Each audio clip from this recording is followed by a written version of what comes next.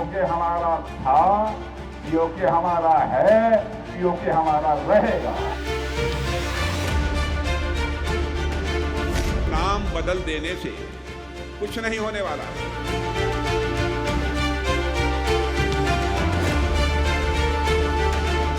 भारत की 1 इंच जमीन को भी दुनिया की कोई ताकत छू नहीं सकती, उस पर कब्जा नहीं कर सकती।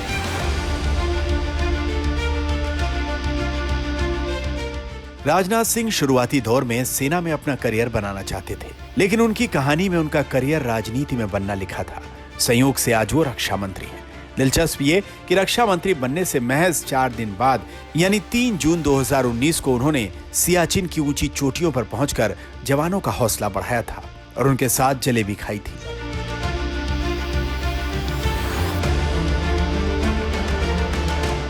वो जब रक्षा मंत्री बने तब राजनीतिक गलियारों में यह कहा गया कि नरेंद्र मोदी ने उनका कद घटा दिया है। कुछ ऐसे संकेत भी मिले, मसलन जून 2019 में कैबिनेट मामलों की 8 समितियों का गठन किया गया, जिसमें 8 में अमित शाह थे, लेकिन राजनाथ सिंह 2 समितियों में थे। हालांकि मीडिया में सुर्खियां बनी तो बाद में राजनाथ सिंह का नाम 6 समितियों में शामिल किया गया, लेकिन इससे बेफिक्र राजनाथ अपने नए काम में जुट गए। इतना ही नहीं, उन्होंने नई भूमिका का पूरा आनंद लिया।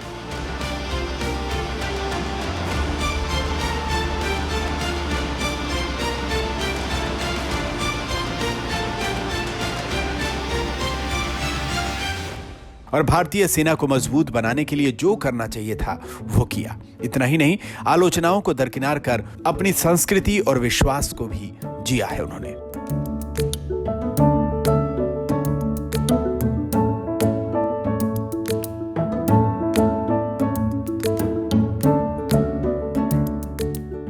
नरेंद्र मोदी और राजनाथ सिंह के बहुत पुराने संबंध हैं। दोनों खाटी स्वयंसेवक हैं और अरसे से बीजेपी में हैं। लेकिन बतौर अध्यक्ष राजनाथ सिंह ने जिस तरह नरेंद्र मोदी का नाम आगे किया, वो कईयों को हैरान कर गया। संसदीय दल ने यह फैसला किया है कि श्री नरेंद्र मोदी को आगामी लोकसभा चुनाव के लिए प्राइम मिनिस्ट्रियल कैंडिडेट के रूप में प्रोजेक्ट किया जाए।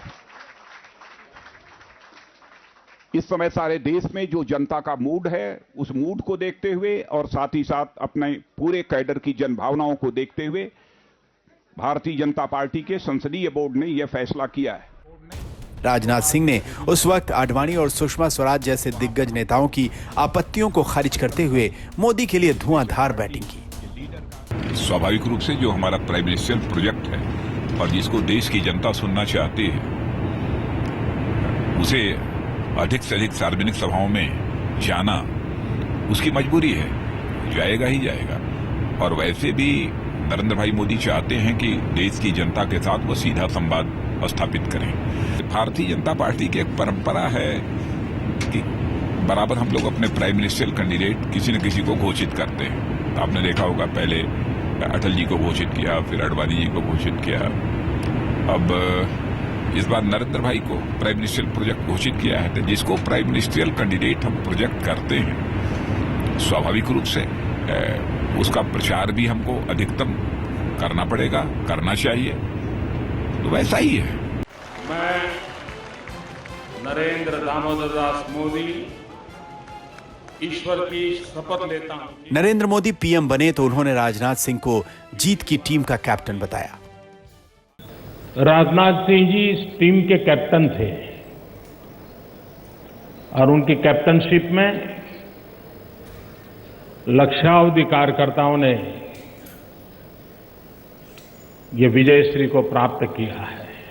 मैं राजनाथ सिंह ईश्वर की शपथ लेता हूं कि मैं विधि द्वारा स्थापित भारत के संविधान के प्रति। राजनाथ सिंह नरेंद्र मोदी के कैबिनेट में गृह मंत्री बने, लेकिन 2019 में उन्हें रक्षा मंत्री बनाया गया।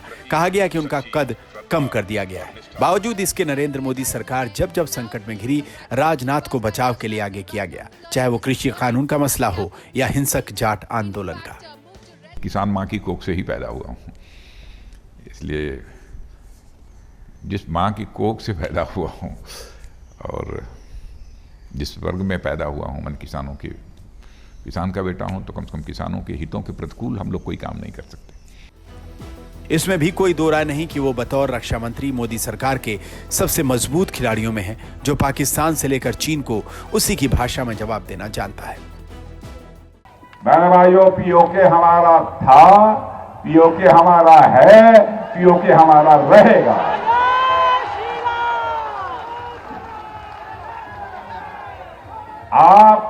आप चिंता मत करो, भारत की ताकत बढ़ रही है। भारत का डेवलपमेंट जितनी तेजी के साथ हो रहा है, भारत की प्रतिष्ठा अंतर्राष्ट्रीय जगत में जिस तरीके से बढ़ रही है, भारत की अर्थव्यवस्था जितनी तेजी से आगे बढ़ रही है, अब पीओके के हमारे भाई बहन स्वयं ही मांग करेंगे कि हम भारत के साथ रहना चाहते हैं। अभी चीन ने अपनी वेबसाइट पर अरुणाचल प्रदेश के 3 जगहों के नाम को बदलकर पोस्ट कर दिया। बहनों भाइयों, नाम बदल देने से कुछ नहीं होने वाला है। भारत की जो सोच है, हम सारे पड़ोसियों के साथ अपने अच्छे रिश्ते बनाकर रखना चाहते हैं, मधुर रिश्ते बनाकर रखना चाहते हैं, लेकिन भारत के मान सम्मान स्वाभिमान पर यदि कोई चोट पहुंचाने की कोशिश करेगा तो बहनों भाइयों, स्वाभाविक है उसका जवाब देने की भी कुव्वत आज भारत के अंदर है। मैं आपको बताना चाहता हूं। रक्षा मंत्री के तौर पर राफेल विमानों का सौदा, इंटरकॉन्टिनेंटल रेंज बैलिस्टिक मिसाइल कार्यक्रम को सफलतापूर्वक लागू करना, रक्षा उत्पादों का निर्यात बढ़ाना और रक्षा सामग्री के मामले में आत्मनिर्भरता की तरफ कदम बढ़ाना, आईएनएस विक्रांत को मैदान में उतारना और आईएनएस विशाल पर काम शुरू करने जैसी कई उपलब्धियां राजनाथ सिंह के खाते में हैं।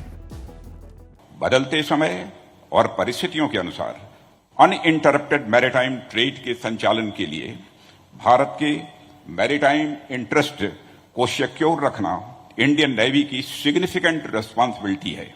मुझे पूरा विश्वास है कि इस जिम्मेदारी के एग्जीक्यूशन के लिए एयरक्राफ्ट कैरियर से बेहतर माध्यम और कुछ नहीं हो सकता है। भारतीय नौसेना नेशनल अथवा इंटरनेशनल लेवल क्राइसिस में फर्स्ट रेस्पॉन्डर के रूप में हमेशा तैयार रहती है। आईएनएस विक्रांत की कमीशनिंग से नौसेना की कैपेबिलिटी में और अधिक वृद्धि होगी।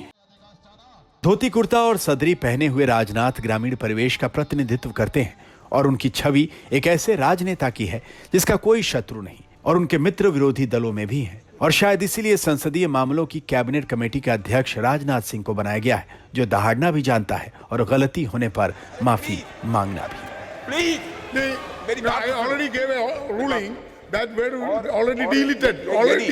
यदि कुछ ऐसा उन्होंने कहा है जिससे कि इनकी फीलिंग हर्ट हुई है, उसके लिए मैं खेद व्यक्त करता हूं। आज तक ब्यूरो।